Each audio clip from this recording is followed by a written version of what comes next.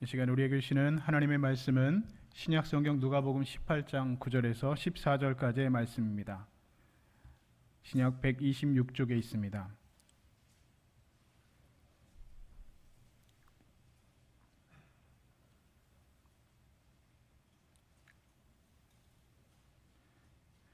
신약 성경 누가복음 18장 9절에서 14절의 말씀, 이제 우리 다 같이 자리에서 일어서셔서 하나님 말씀을 받도록 하겠습니다.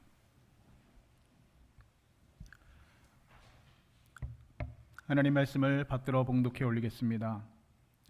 또 자기를 의롭다고 믿고 다른 사람을 멸시하는 자에게는 이 비유로 말씀하시되, 두 사람이 기도하러 성전에 올라가니 하나는 바리새인이요 하나는 세리라. 바리새인이 서서 따로 기도하여 이르되, 하나님이여, 나는 다른 사람들 곧 토색, 불이 간음하는 자들과 같지 아니하고 이 세리와도 같지 아니함을 감사하나이다. 나는 일에 2번씩 금식하고 또 소득의 11조를 드리나이다 하고, 세리는 멀리 서서 감히 눈을 들어 하늘을 쳐다보지도 못하고 다만 가슴을 치며 이르되, 하나님이여, 불쌍히 여기소서, 나는 죄인이로소이다 하였느니라. 내가 너희에게 이르노니 이에 저 바리새인이 아니고 이 사람이 의롭다 하심을 받고 그의 집으로 내려갔느니라. 무릇 자기를 높이는 자는 낮아지고 자기를 낮추는 자는 높아지리라 하시니라. 아멘. 이것은 하나님의 말씀입니다. 아멘. 자리에 앉으시기 바랍니다. 우리 방송실은 여기 제 옆에 있는 모니터 스피커를 조금만 좀 볼륨을 올려주시기 바랍니다. 할렐루야. 우리 지난주에는 선을 넘은 사랑이라고 하는 우리 나병 환자 이야기를 우리가 함께 나누었는데요. 이 나병 환자가 예수님께 나아갈 수 없었지만 그 선을 넘어서 예수님께 나아가서 예수님 만나서 그의 인생이 바뀌고 그의 나병이 고침을 받았고, 또 예수님도 그 나병 환자를 만날 수 없고 만질 수 없는 분이셨지만, 율법을 어기는 것이었지만 그것의 정면으로 도전하시면서 먼저 그 나병 환자의 몸에 손을 대시고, 그리고 내가 원하노니 나음을 받으라, 고침을 받으라, 깨끗하게 되어라 하시고 나서 그 나병이 고쳐졌다라고 하는 설교 말씀을 우리가 함께 나누었습니다. 이 시간에 우리가 그 말씀 다시 한번 기억하면서 우리 좌우 앞뒤 분들과 함께 우리 반갑게 인사했으면 좋겠습니다. 오늘 인사하실 때 선을 넘어서 나아갑시다, 이렇게 우리 함께 인사하겠습니다. 시작. 선을 넘으면서 나아갑시다. 선을 넘으면서 나아갑시다. 네. 세상에서는 선 넘네, 뭐 이런 말이 조금 위험한 말처럼 들릴 수도 있지만, 누구나 다 하나님께, 우리 주님께로 나아가기 위해서는 보이지 않는 그런 선들이 다 우리에게 있죠. 그러나 여러분, 그 선을 넘어서 나아갈 때 우리 주님을 만날 수 있고, 또 그 선을 우리가 무너뜨리고 나아갈 때 주님의 온전한 은혜와 또 고치시고 싸매시는 예수 그리스도의 은혜를 만나게 될 줄로 믿습니다. 그 선을 넘어서 우리 영적 싸움에서 날마다 승리하는 사랑하는 우리 통영주님께 성도들 다 되실 수 있기를 우리 주님의 이름으로 간절히 축원드립니다. 1974년 미국의 캔자스주에 조세 모테로라고 하는 그 일가족이 누군가에게 무참히 살해되었습니다. 그리고 나서 3개월 후에 똑같은 방법으로 인근에 있는 21살의 그 여성이 또 살해가 되었습니다. 그런데 경찰이 조사를 해보니까 이 두 살인사건 사이에 공통점이 있었다는 것이죠. 바로 이 피해자들을 손으로 묶고, 그리고 그냥 죽인 것이 아니라 고문을 한 흔적이 있었고, 그리고 나서 칼로 여러 번 찔러서 이 피해자들을 죽였다는 것입니다. 그래서 경찰들은 범인을 찾기 위해서 열심히 수사를 했지만 이 용의주도한 범인을 도저히 찾을 수가 없었습니다. 그런데 얼마 후에 이 지역 방송국에 이 범인이 편지를, 엽서를 보냈다는 것입니다. 그 엽서의 내용은 이렇습니다. 언제 내 범행을 방송해 줄 거냐 라고 아주 대담하게도 방송국에 엽서를 보냈다는 것이죠. 그리고 그 다음 살인사건, 3번째 살인사건을 저지르고 나서는 경찰에게 전화를 해서 내가 이 살인을 저질렀다라고 하고 범행 위치를 알려주는 그런 대담함까지 보였던 살인사건이었습니다. 이른바 여러분 연쇄살인이라고 하는 것이죠. 한 번, 두 번이 아니라 이 범인은 살인을 즐겨하는 연쇄살인범이었습니다. 계속해서 똑같은 수법의 피해자들이 10명이 넘는 피해자들이 10번 계속해서 그 지역사회에서 이 연쇄살인 사건이 일어났다는 것입니다. 이같이 연쇄 사건이 계속되니까 지역 언론들은 그를 가리켜서 BTK라고 부르기 시작했습니다. 이 범인을 BTK라고 불렀다는 것이죠. 이 BTK라는 뜻은 바로 영어로 bind, 묶다, 그리고 torture, 고문하다, 그리고 kill, 죽이다. 그래서 BTK 해서 그 앞자를 따서 이 범인의 이름을 이름도 알지 못하니까 BTK라고 불렀다는 것입니다. 그리고 나서 범인은 31년 동안 그 범인을 잡지 못하였다가 지난 2005년도에 이 과학 수사가 발달되면서 예전에 있었던 그 유전자를 감식하여서 그 범인을 잡게 되었습니다. 그 10명을 잔혹하게 살해했던 그 BTK가 이제 범인이 잡히게 되었다는 것이죠. 범인의 이름은 데니스 레이더라고 하는 남성이었는데 범인이 경찰에 잡히고 나서 방송국에 그의 얼굴이 보도되었을 때 그 방송을 본 사람들은 너무나 놀라서 경악을 금치 못했다는 것입니다. 왜냐하면 그 사람은 우리 주변에서 볼 수 있는 너무나 평범한, 우리 주변에서 너무나 흔하게 볼 수 있는 너무나 평범한 사람이었다는 것이죠. 그 악명, 그 BTK라고 하는 사람이 살인을 저지르고 그 끔찍한 살인을 저지를 때는 정말로 극악무도한 사람이라고 사람들은 다 추측했는데 너무나 평범한 사람이었다는 것입니다.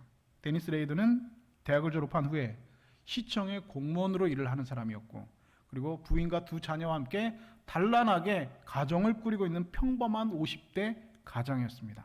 뿐만 아니라 이 데니스 레이드는 지역의 그 초등학교에 보이스카우트 그 책임자로 있었고, 더군다나 25년 동안 교회의 운영위원장으로 교회에서 성실하게 봉사를 한 사람이었다는 것입니다. 그러니 이 BTK가 범인이 잡혀서 언론에 공개되었을 때 사람들은 경악을 금치 못했다는 것이죠. 독일의 슈나이더 박사는 이런 연쇄살인범들을 이른바 사이코패스, 다시 말해서 반사회적 인격장애라고 규정하였습니다. 이 사이코패스들의 그 특징은 바로 그 감정을 담당하는 그 전두엽의, 그 뇌의 전두엽의 기능이 일반 사람의 15%밖에 되지 않는다는 것이죠. 그래서 이 사람들은 겉으로 볼 때는 매우 똑똑하고 이성적이고 유능한 사람처럼 보이지만 거짓말과 변명에 능하고 충동적이고 아주 공격적인 성향을 가지고 있다는 것입니다. 뿐만 아니라 다른 사람들, 타인의 감정에 공감해주는 그런 공감 능력이 떨어지고, 그리고 양심의 가책을 그래서 느끼지 못한다는 것입니다. 그럼 여기서 로마서 1장 28절에서 31절에 기록된 말씀을 한번 보도록 하시죠. 또한 그들이 마음에 하나님 두기를 싫어하며 하나님께서 그들을 그 상실한 마음대로 내버려 두사 합당하지 못한 일을 하게 하셨으니 곧 모든 불의와 추악과 탐욕과 악의가 가득한 자요, 시기, 살인, 분쟁, 사기, 악독이 가득한 자요, 무정한 자요, 무자비한 자라. 여러분 어떻습니까? 앞에서 말한 전형적인 사이코패스의 모습을 성경은 말씀하고 있습니다. 그런데 성경은 이런 사람들을 가리켜서 분명히 죄인이라고 말씀하고 있습니다. 하나님을 마음에 두기 싫어하는 죄인이라고 분명하게 성경은 규정하고 있습니다. 그런데 오늘날 우리 사회는 이런 사람들을 죄인이라고 부르지 않습니다. 대신에 반사회적 인격장애자, 경계성 인격장애자, 자기애성 인격장애자, 환경 부적응자, 습관적 집착 환자라고 부르고 있다는 것이죠. 그래서 이런 사람들을 죄인으로 부르는 것이 아니라 환자로 분류한다는 것입니다. 그래서 법원에서 재판을 할 때도 이 변호사들이 나와서 하는 말들이, 이 사람이 사진을 저질렀지만 윤승한 변호사를 사용하면 얼마든지 그 형을 감형받고 살 수 있다는 것이죠. 환자는 병원에서 치료를 받아야지 감옥에 갇혀서는 안 된다라는 것입니다. 여러분, 그런데 이런 풍조는 오늘날 교회 안에도 얼마든지 들어와 있습니다. 분명히 어떤 사람이 죄를 지었습니다. 그런데 그 죄를 죄로 인정하지 않는다는 겁니다.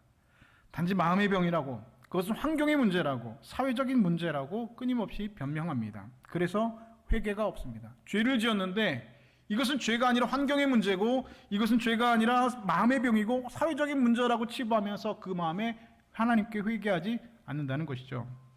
회개하지 않고 마음의 평안을 얻으려고 하고, 회개하지 않고 하나님의 은혜를 받으려고 한다는 것이죠. 그런데 여러분, 회개하지 않고 마음의 평안을 얻으려고 하고 회개하지 않고 은혜를 받으려고 하는 것은 여러분 불가능한 것입니다. 회개하지 않는 마음에는 평안이 임할 수가 없습니다. 회개하지 않은 마음에는 하나님의 은혜를 담아낼 수가 없는 것입니다. 죄는 죄로 인정할 때 그 문제를 해결할 수가 있는 것입니다. 죄를 죄라고 인정하는 것에서부터 회개가 시작된다는 것이고 그 문제가 해결이 시작된다는 것입니다. 인정하지도 않고 그 마음 가운데 하늘의 평안과 그 마음 가운데 그 심령 가운데 하늘의 위로와 하나님의 은혜를 담아낼 수가 없다는 것이죠. 하나님 앞에서 내 죄를 있는 그대로 인정하고 회개할 때 비로소 평안과 안식을 누리게 되고 하나님의 은혜를 담아낼 수가 있는 것입니다. 오늘 여러분들이 짓고 있는 많은 죄들 중에서 우리가 가장 빈번하게 그리고 우리 주변에 가장 가깝게 있는 죄는 바로 교만의 죄입니다. 여러분, 교만은 환경의 문제가 아닙니다. 저 정도의 위치가 있으면 누구나 어느 정도는 그럴 수 있겠다라고 말할 수 있는 것도 아닙니다. 또한 교만은 성격의 문제도 아니고 기질의 문제도 아닙니다. 나는 원래 성격이 그래. 그런 거 없습니다. 그냥 교만의 죄를 짓고 있는 겁니다. 나는 성격이 원래부터 어렸을 때부터 그랬어. 그런 말이 없다는 것이죠. 교만은 여러분 하나님 앞에 짓는 심각한 죄라는 것입니다.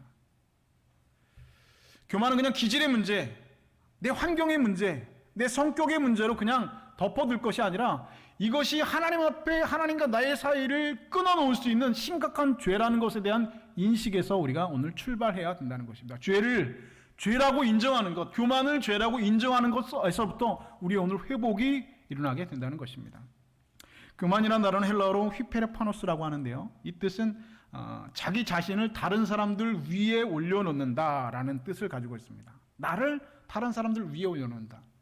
여러분, 압권이란 말이 있죠. 압권. 이 압권이란 말은 책을 누른다는 말인데 옛날 과거 시험에서 유래한 말이라고 하더라고요. 과거에 합격한 선비들이 써낸 답안지를 묶어서 임금에게 이렇게 올려놓는데 그 중에서 1등한 답안지, 장원급제한 답안지를 맨 위에다 임금이 앞에 있는 맨 위에다 올려놓는다는 것입니다. 그래서 장원급제한 답안지가 맨 위에 올라가게 해서 압권이라고 합니다. 그럼 교만이 이와 같은 것이죠. 나를 다른 사람들 위에 올려놓는 것입니다. 내가 장원급제한 사람이니까, 내가 1등한 사람이니까 다른 사람들 답안지 위에 나를 올려놓는 것, 다른 사람들 위에 나를 올려놓는 것, 이것이 여러분 교만의 뜻이라는 것입니다. 나중에는 하나님을 밟고 올라서는 것까지 나아가는 것이 우리의 심각한 교만이라는 것입니다. 사탄이라는 존재가 있죠. 그런데 사탄이 원래 사탄이 아니었다는 것이죠. 사탄은 원래 천사였습니다. 그런데 왜 천사가 사탄이 되었느냐? 이사야서 14장 13절은 사탄이 천사가 된 이유를 이렇게 분명히 말씀하고 있습니다. 내가 하늘에 올라 하나님의 뭇별 위에 내 자리를 높이리라. 내가 북극 지폐 산 위에 앉으리라. 가장 높은 구름에 올라가 지극히 높은 이와 같아지리라. 여러분, 이것이 천사가 사탄이 된 이유라는 것이죠. 하나님과 같아지려는 교만한 마음 때문에 그 하늘에서 떨어져서 사탄의 위치로 내려갔다는 것입니다. 그래서 여러분, 교만이라고 하는 것은 사탄적인 본질입니다. 교만이라고 하는 것은 여러분 사탄적 성품입니다. 교만이라고 하는 것은 하나님의 성품이 아니라 마귀의 성품이고 사탄의 성품이라는 사실을 우리는 분명히 깨달아야 합니다.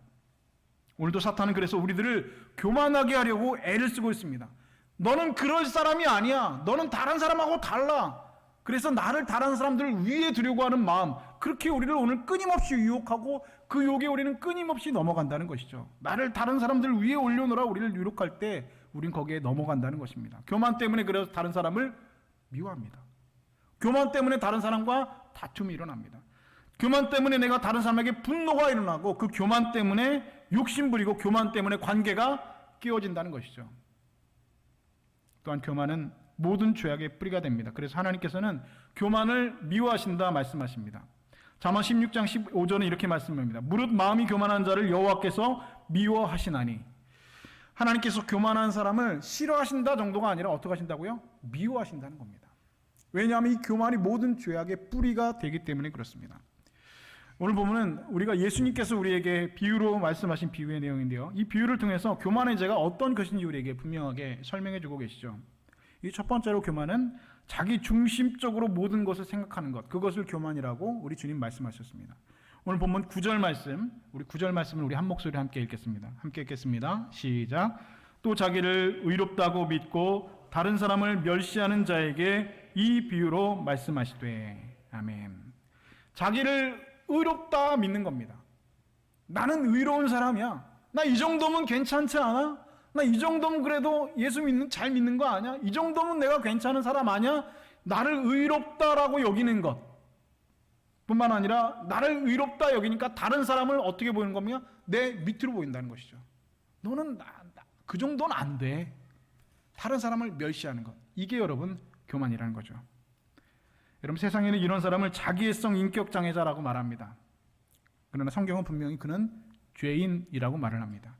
물론 사람은 자기를 사랑할 줄 알아야 되죠. 나를 사랑할 수 있어야지 다른 사람을 사랑할 수가 있습니다. 나를 사랑하지 못하는 사람은 다른 사람을 사랑할 수가 없는 것이죠. 그런데 자기를 사랑하는 것에도 여러분 건강한 사랑이 있고 병든 사랑이 있다는 거예요. 건강한 자기 사랑은 다른 말로 자존감이라고 합니다.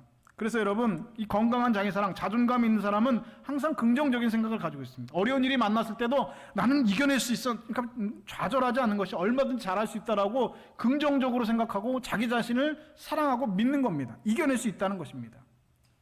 이런 사람은 자기 자신을 사랑할 뿐만 아니라 다른 사람도 사랑할 줄 압니다. 그래서 다른 사람들을 소중히 생각하고 이해하고 존중해 줍니다. 이런 사랑은 건강한 자기 사랑, 바로 자존감이 높은 사람이라고 말하는 것이죠. 그런데 여러분 병든 사랑이 있다고 그랬죠. 이 병든 사람은 모든 것을 자기 중심적으로 생각하는 사람입니다. 그래서 건강한 자기 사랑을 자존감이라고 한다면 병든 자기 사랑을 뭐라고 할까요? 자존심이라고 합니다. 자존심. 이런 사람은 남의 충고나 비판을 받아들이지 못합니다. 남에게 지는 것을 견디지 못합니다. 다른 사람이 나보다 높은 자리에 있는 것, 다른 사람이 나보다 나은 것을 도무지 견딜 수가 없다는 것입니다. 어떻게든 끌어내리고 어떻게든 잡아당긴다는 것입니다. 여러분 바다에서 그 어부들이요, 개 있잖아요, 개 옆으로 가는 이 개를 잡으면 양동에다가 그냥 던져놓고 뚜껑도 덮지 않는다고 그래요. 근데 우리 생각에는 그 양동에다 그냥 이렇게 놓으면은 개들이 그 큰 발을 이용해 가지고 도망가면 어쩌나 싶은데 괜찮다는 겁니다. 왜 괜찮을까요? 예. 한 마리 개가 탈출하려고 이렇게 해서 올라가면 그 밑에 있는 개가 어떻게 해요? 잡아가지고, 여러분 못 보셨어요? 개 한 마리가 이렇게 탈출하고 막 올라가면 그 밑에 있는 개가 그렇게 해서 끌어내린다는 거야. 그래서 이 개가 이렇게 올라가려고 하면, 탈출하려고 하면 밑에 있는 개가 잡아 끌어내리기 때문에 탈출을 못한다는 겁니다. 그래서 이 어부들이 그 개의 습성을 알기 때문에 그 양동에 뚜껑도 안 줍고 덮어놔도 괜찮다는 겁니다. 그런데 여러분 심리학에서 이런 현상에 대한 심리학적 용어를 만드는데 그게 뭐냐면 크랩 멘탈리티라는 겁니다. 개와 같은 사람이 있다는 겁니다. 그런 멘탈을 가진 사람이 있다는 거예요.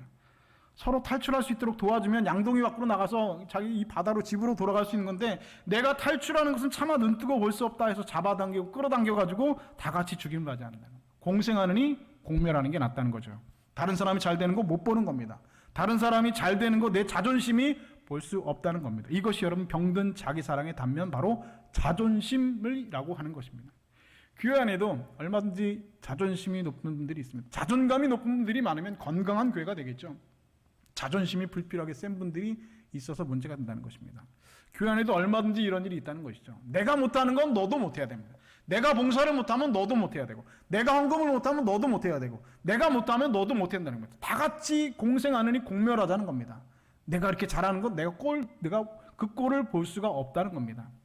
그런 사람이 많으면 교회가 힘들어지고 그 사람 때문에 공동체가 어려워진다는 것이죠. 뉴스를 보면 요즘에 자주 듣게 되는 단어가 있는데, 시사 프로그램을 보게 되면 꼭 한 번씩 나오게 되는 단어가 있습니다. 내로남불이라는 말이에요. 내로남불. 저는 내로남불이 사자성어인 줄 알았어요, 처음에 들었을 때는. 근데 이게 사자성어가 아니라 우리나라에서 만든 신조어라고 하더라고요. 무슨 뜻입니까? 내가 하면 로맨스고 다른 사람이 하면 불륜이라는 겁니다. 뭐든지 자기 중심적으로 생각하는 겁니다. 나는 맞고 너는 틀리다는 겁니다. 나는 로맨스고 너는 불륜이라는 겁니다. 자기만 옳다고 하는 것. 여러분 이것을 확증 편향이라고 합니다. 무조건 자기만 옳다고 하는 것. 그래서 여러분 이런 사람들의 특징은 내가 보고 싶은 것만 봅니다. 내가 듣고 싶은 소리만 듣는 겁니다. 그래요. 정말로 그렇다는 거예요. 한국의 시사 프로그램이나 토론 방송, 특히 정치 방송 같은 것을 보게 되면 이 패널들이 양쪽으로 나누어져 있는데, 이 양쪽으로 나눠서 그 토론을 하는 거 보면 무조건 자기 편들이 맞다라고 얘기합니다. 무슨 주제가 나와도 똑같습니다. 이것이 여러분 확증 편향입니다. 근거도 없이 자기가 옳다고 주장하고 뻔히 증거가 보이는데도 아니라고 얘기합니다. 맞다. 요즘 다들 그러더라. 여러분, 이 확증 편향은요, 저를 포함해서 대한민국 사람들의 절반 이상이 이 확증 편향의 경향을 갖고 있다고 저는 생각합니다. 특히 정치 얘기를 할 때면 여러분 그것이 두드러지게 나타납니다. 중립도 없고 중용도 없습니다. 무조건 우리 편이 맞고 무조건 우리 당이 맞고 무조건 내가 맞다는 겁니다. 당신이 맞고 내가 틀릴 수 있다? 그런 거 없습니다. 그냥 우리 편이 맞고 내가 맞고 너는 틀리고 너는 잘못되고 나는 맞다. 그럼 이것이 확증 편향입니다. 이렇게 자기가 옳다고 주장하는 것은 사소한 일에도 마찬가지입니다. 아주 사소한 것. 어떤 부부가 집에서 감자를 삶았답니다. 감자를 먹는데 이 남편이 감자를 먹을 때 소금에 찍어 먹어야 된다고 얘기를 하고, 아내는 어디에 찍어 먹어야 된다고요? 설탕에 찍어 먹는 게 맞아요. 그럼 소금이 맞아요? 설탕이 맞아요? 저는 소금이에요. 근데 설탕에 찍어 드시는 분들이 계시더라고요. 왜 설탕을 찍어 먹는지 저는 뭐 이해가 안 되는데 설탕을 왜 찍으시죠? 네. 맛있어요? 소금이 맛있죠, 소금이. 설탕은 틀린 겁니다, 여러분. 설탕은 안 되는 겁니다, 여러분. 예. 다음부터 소금을 찍어 드시기 바랍니다.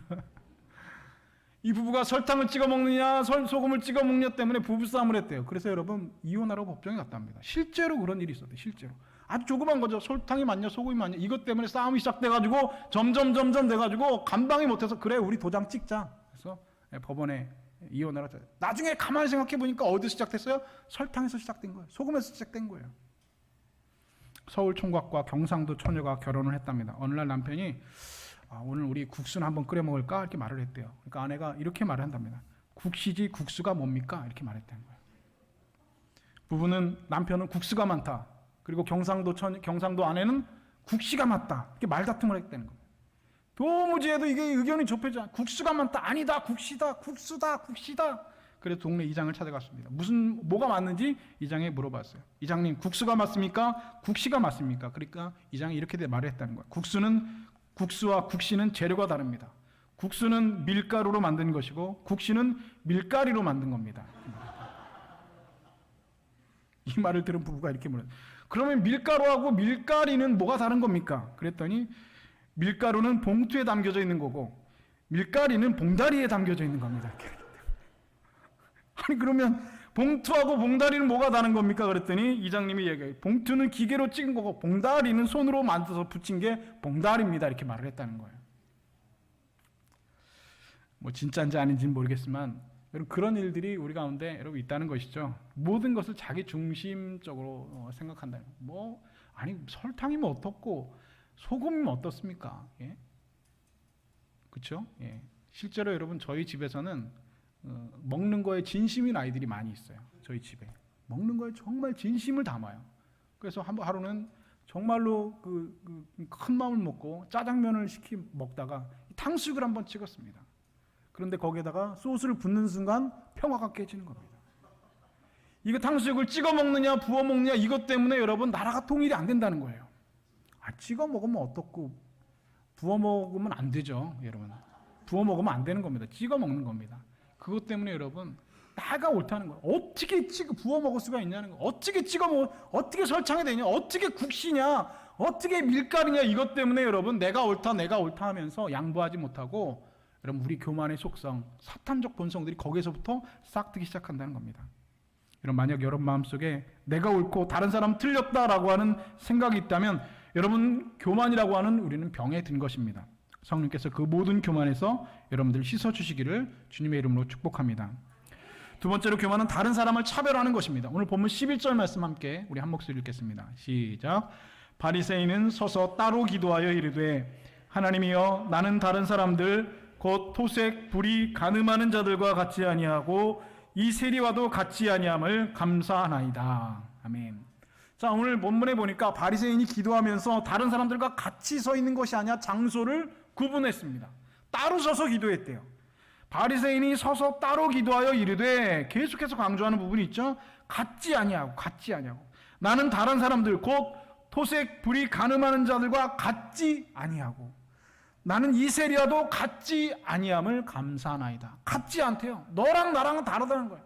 토색하는 사람 나는 너네들하고 같지 않다. 세리와 같지 않다. 난 너희들하고 근본적으로 다르다라고 생각하는 겁니다. 얼마 전에 서울의 한 아파트에서 택배 기사가 엘리베이터 사용하는 것을 주민 투표에서 반대했다는 기사를 본 적이 있습니다. 여러분들 뉴스에서 보셨죠?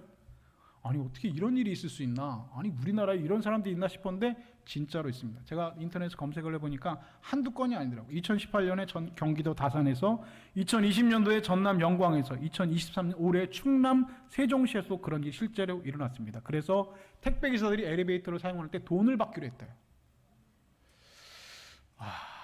참, 엘리베이터를 너무 오래 잡고 있다. 좁은데 물건을 많이 들고 탄다. 엘리베이터가 지저분해진다.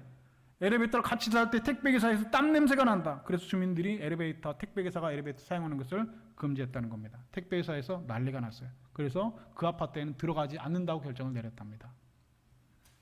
여러분, 우리나라에서 내로남불보다 2023년, 2022년 작년에 가장 핫했던 여러분 신조어가 무엇인지 아십니까?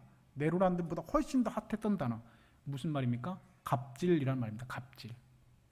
얼마나 여러분 갑질이란 말이 우리 미디어에서 많이 노출되는지 모릅니다. 우리 사회에 정말 부끄러운 자화상입니다. 여러분, 세상은 사람을 차별합니다. 돈이 얼마나 있느냐, 무슨 차를 타고 다니냐, 어떤 집에 살고 있느냐, 어떤 차를 타고 있느냐, 직업이 뭐냐에 따라서 사람을 차별합니다. 요즘은 초등학생들도 만나면 처음에 그렇게 인사, 너네 집 몇 평이야? 너네 집 어디 살아? 너네 집 무슨 아파트야? 너네 아빠 무슨 차 타? 여러분, 세상은 그렇습니다. 사람을 이렇게 차별합니다.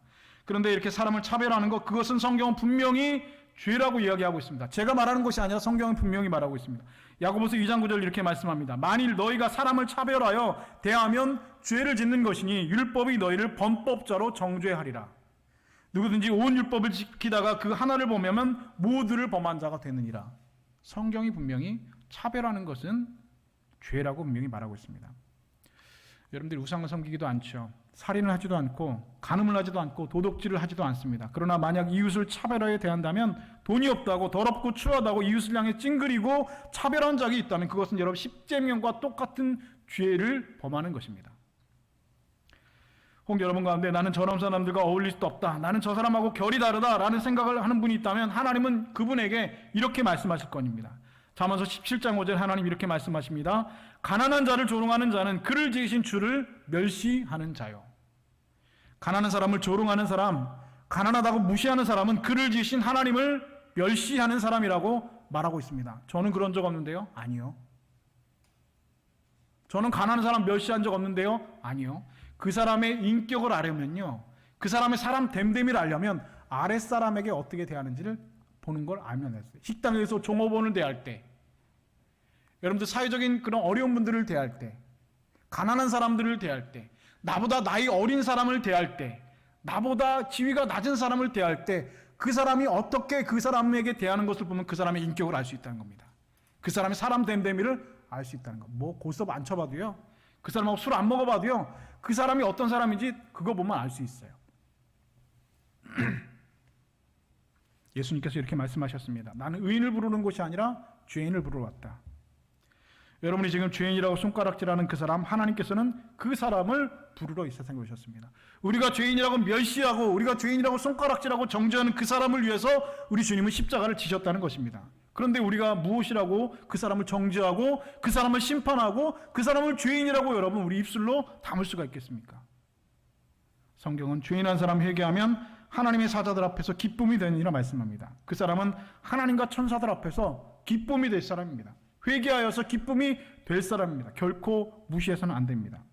오늘날 교회가 사람들에게 지탄을 받고 교회 구실을 하지 못하는 이유가 여러분 여기에 있다는 것이죠. 죄인을 품어줘야 될 교회가 오히려 죄인을 정죄합니다. 요즘에 여러분 차별금지법이라는 것 때문에 국회가 떠들썩하고 온 나라가 그리고 온 교회가 떠들썩하고 여러 가지 설왕설래 말이 많은데, 여러분 차별금지법도 여러분 마찬가지 경우 아닙니까? 만약에 여러분 그럴 일이 많지 않겠지만 우리 통영중림교회에 동성애자가 한 분 오셨다고 여러분 생각해 봅시다. 여러분 어떻게 대하실 것 같습니까? 아마 가가지고 어떤 분은 그렇게 하지 마, 그건 죄야, 그거는 그렇게 하면 안 되는 거야, 남자는 남자고 여자는 여자지 하면서 막 이렇게 여러분 가서 권면하시고 하실 거예요. 그런데 여러분 그 동성애자를 우리가 바라볼 때 어떤 마음이 드실 것 같습니까? 꺼려지시지 않겠어요? 차별 여러분 하는 마음이 여러분 들지 않겠습니까? 근데 여러분 그분들도 죄인이라고 한다면, 깨닫지 못한 죄인이라고 한다면 교회가 그분들을 품어줄 수 있어야 된다는 겁니다. 그분들을 차별한다는 것이 아니라 너는 죄인이야, 너는 우리랑 달라, 어떻게 남자랑 여자랑 말도 안 돼, 정죄하고 차별하고 그들을 정죄하는 것이 아니라 그들을 품어줘야 되는 거예요. 교회가 죄인을 품어줘야 될 교회가 오히려 그 죄인을 정죄한다는 것이죠. 너희하고 우리는 다르다는 겁니다. 가난한 사람들을 품어야 될 교회가 그들을 귀찮아한다는 것입니다. 하나님께서는 스바냐 3장 12절에 이렇게 말씀하고 있습니다. 내가 곤고하고 가난한 백성을 내 가운데 남겨두리니 그들이 여호와의 이름을 의탁하여 보호를 받을지라. 가난한 사람들을 하나님께서 이 땅에 두신 이유는 우리들을 통하여서 그들을 보호하고 그들을 보호를 받기 위해서 우리를 가난한 사람들 이 땅에 남겨두셨다는 것입니다. 그래서 실제로 여러분 유대인들은 보리 추수를 할 때 그 추수를 다 거두지 않는다는 것이죠. 일부러 몇 개를 떨어놓아서 그 바닥에 떨어진 그 이삭들을 가난한 사람들이 주워갈 수 있도록 배려하는 사회적 장치, 안전망을 만들어 놓았다는 것입니다. 보호받기 위함이라는 것이죠. 우리는 하나님의 이름으로 그들을 보호하고 돌봐야 될 책임이 있는 사람입니다. 그런데 그들을 외면하고 너와 나는 다르다 라고 차별하고 너와 나는 다르다 라고 우리를 그들 위해 올려놓는다고 한다면, 그렇게 교만한다고 한다면 어떻게 여러분 우리가 하나님 앞에 설 수 있겠느냐는 말입니다. 하나님 앞에 가서 여러분 무엇이라고 여러분 말하겠습니까? 내가 하나님 열심히 기도했습니다. 내가 하나님 열심히 주의 일을 섬겼습니다. 열심히 봉사했습니다. 모든 율법을 다 지키고 그 한 가지를 범법자의 취급을 받는다 말씀하셨다는 것이죠. 여러분 겸손한 사람은 항상 나와 하나님과 이웃 사이에 다리를 놓는 사람입니다. 예수님께서는 우리와 하나님 사이에 갈라진 그 다리를, 끊어진 다리를 이어놓으셨습니다. 그렇게 항상 겸손한 사람은 하나님과 인간 사이, 하나님과 이웃들 사이에 다리를 놓는 사람입니다. 그러나 교만한 사람은 항상 이웃들과 담을 쌓습니다. 그리고 그 담 안에서 자기가 좋아하는 사람들끼리만 모여 앉았습니다. 그리고 하는 노래가 있죠. 나 구원받았네, 나 구원받았네, 우리 구원받았네. 세상 사람들이 이 노래를 들으면요, 교회 다니는 사람들 그렇게 생각해요. 자기들끼리만 잘 논다고. 자기들끼리만 나 구원받았네, 나 구원받았네, 나 기뻐하네, 나 기뻐하네. 교회 밖에 있는 사람들에 대해서 전혀 관심이 없고 그들의 고통과 그들의 아픔에 대해서는 외면하고 정죄하고 손가락질하면서 우리끼리는 기쁘다, 나 구원받았다, 나 구원받았다 하고 있다는 것이죠. 그렇게 조롱하고 있다는 것입니다. 교만한 사람 교회 안에 있으면 교회 전체가 고통을 받습니다. 교만한 사람이 있으면 공동체 안에 있으면 공동체 전체가 고통을 받습니다. 오늘 이 시간 다른 사람을 업심여기고 차별하는 마음이 있다면 회개하실 수 있길 바랍니다. 성령의 도우심으로 그 그만의 죄가 깨끗하게 씻겨지실 수 있기를 우리 주님의 이름으로 축복합니다. 아멘 하시는 분들은 안 교만하신 분들인가 봐요. 주님의 이름으로 축복합니다. 세 번째로 교만은 스스로를 속이는 죄입니다. 본문은 11절 12절에서 이렇게 말씀하고 있습니다. 나라고 하는 단어가 맨 앞에 나온다는 것입니다. 나는 다른 사람들과 같지 아니함을 감사하이나 나는 일회에 2번씩 금식합니다. 여러분 이게 기도가 되어질 수 있습니까? 그렇지 않습니다. 이것은 자기 자랑입니다. 기도하여 이르되라고 하면서 하나님께 기도하면서 나를 맨 앞에 두는 것, 그것은 여러분 자기 자랑에 지나지 않는 겁니다. 하나님 앞에 드리는 기도는 하나님이라는 단어가 맨 앞에 나와요. 하나님 내가 나왔습니다. 하나님 나를 용서해 주십시오. 하나님 감사합니다. 하나님 은혜를 베풀어 주십시오. 내가 여기 있습니다. 하나님 내가 여기 있습니다. 그런데 이 바리새인의 기도는 내가 맨 앞에, 내가 일회의 금식, 내가 다른 사람들과 같지 않은 것, 이것은 여러분 자기 자랑에 지나지 않는다는 것입니다. 여러분 기도는 사람을 변화시킵니다. 하나님 앞에서 진실되게 기도하는 사람은 누구나 다 변화되어질 수 있습니다. 그런데 어떤 사람들은 아무리 기도해도 변하지 않는다는 것이죠. 기도할 때는 세상에 그렇게 여러분 거룩한 사람이 없습니다. 생각으로 지은 죄, 입술로 지은 죄, 마음으로 지은 죄, 몸으로 지은 죄 다 회개합니다. 눈물까지 흘립니다. 그런데 기도가 끝나면 여전히 같은 사람이라는 것입니다. 하나도 변한 것은 없습니다. 이런 사람은 둘 중에 하나죠. 남에게 보이기 위한 기도를 하거나 아니면 하나님을 속이는 어리석은 마음을 가지고 있는 사람입니다. 하나님 여러분의 깊은 속까지 들여다보시는 분입니다.